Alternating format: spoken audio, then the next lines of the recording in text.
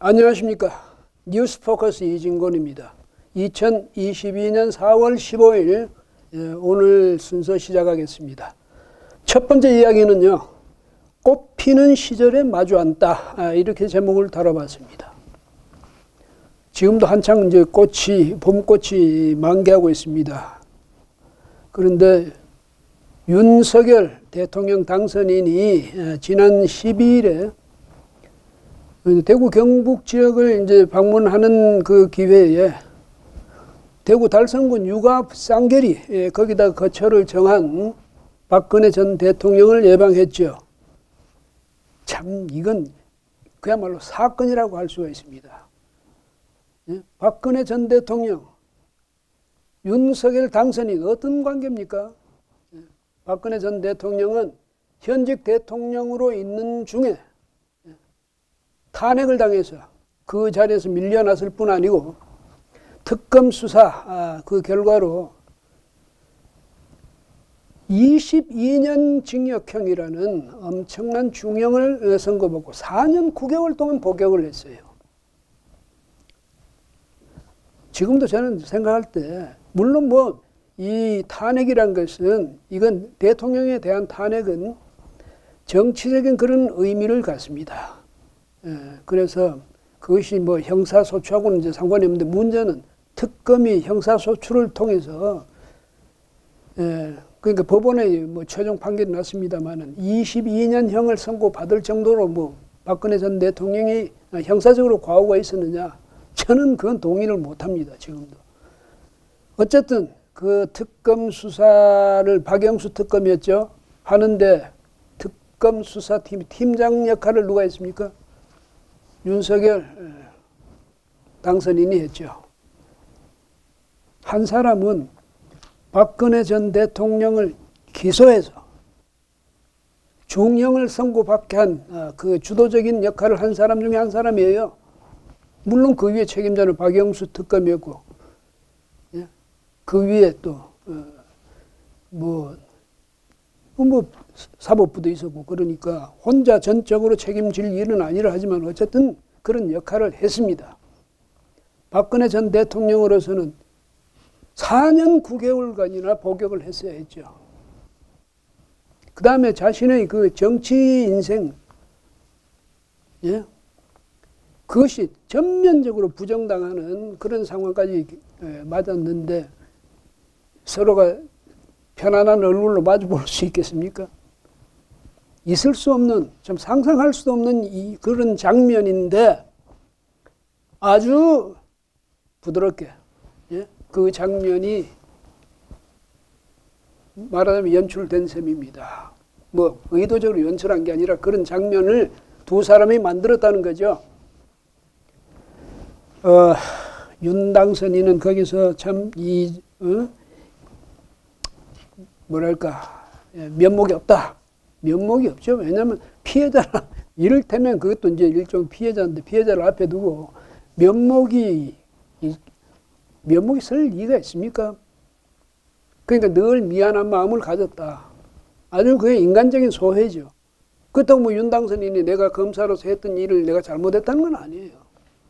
근데 인간으로, 개인으로 볼 때는 한 나라를 책임지고 운영했던 사람이 무슨 그런 문제 가지고 나라에 반역을 했거나, 내란을 일으켰거나, 외환의 범죄를 저질렀거나, 아니면 무슨 학살을 했거나, 이런 중대 범죄도 아닌데 쫓겨난 것만 아니라 거기다가 중형까지 선고받았으니까 인간적으로도 그 얼마나 안타까운 일이겠습니까? 그래서 이제 그런 말을 한 거죠. 그런데 그 정도도 아니죠.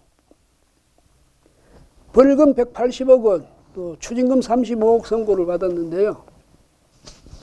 그래가지고 갖고 있던 개인 집까지 공매 처분이 되어버렸습니다. 강제로. 남은 게 하나도 없죠. 개인 재산으로는. 남을 것도 없고. 그 민주당 그 모모한 사람들, 박근혜 전 대통령이 최순실하고 경제 공동체라고 그렇게 주장하지 않았습니까? 최순실 재산이 몇백조가 된다는 엉뚱 소리 많이 한 사람들이 있는데, 근데 박근혜 전 대통령은 왜 지방간도 없이 다른 사람들이 마련해 준 그 집에다가 거처를 정해야 했습니까?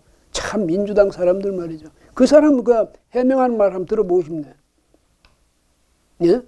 근데 어쨌든 그렇게 만나가지고 서로가 그래도 서로 격려하고, 예? 그러니까 앞으로 뭐 성공한 대통령으로 남기를 바란다. 이렇게 했고, 또 앞으로 뭐 건강 문제라든지 여러 가지 또 여기에 대해서 도울 일이 있으면 뭐 적극적으로 돕겠다. 이런 덕담도 서로 나눴고, 또 취임식에 참석해달라. 이런 이제 요청을 하니까 박근혜 전 대통령이 가능하면 가도록 참석하도록 노력하겠다. 이런 말도 했어요. 참 보기 드문 장면이에요. 그런데 또 참 이 두 사람의 관계가요. 예? 이거 뭐 기우해야 하다 해야 될지. 왜냐하면 지지 기반이 겹치잖아요. 같은 지지 기반이에요. 같은 보수 유권자들, 중도 보수 유권자들 지지 기반 같이 하고 있죠.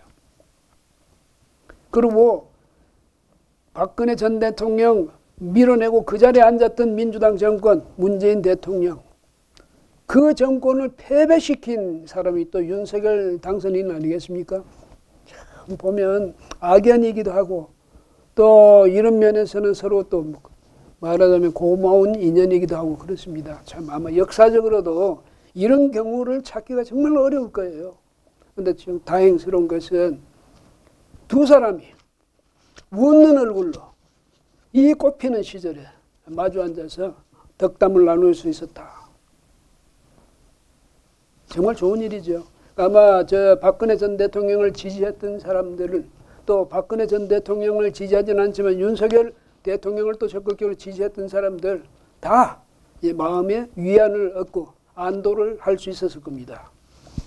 이렇게 풀어갈 수 있는 일을, 그야말로 철천지 원수가 될 수 있는 그런 관계인데도 이렇게 부드럽게 자연스럽게 풀어갈 수 있는 게, 이건 뭐냐면 그 사람들의 인격을 말하는 거죠.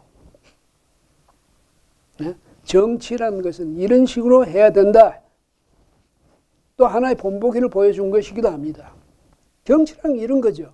그때 그 상황에서 그 사람들이 처한 그 입장, 거기서 했던 일을 서로 이해를 해주고 보듬어주고, 내가 그 직접 피해자였더라도 그 책임을 묻지 않고 그 한을 풀지 않고 서로 한풀이를 하지 않고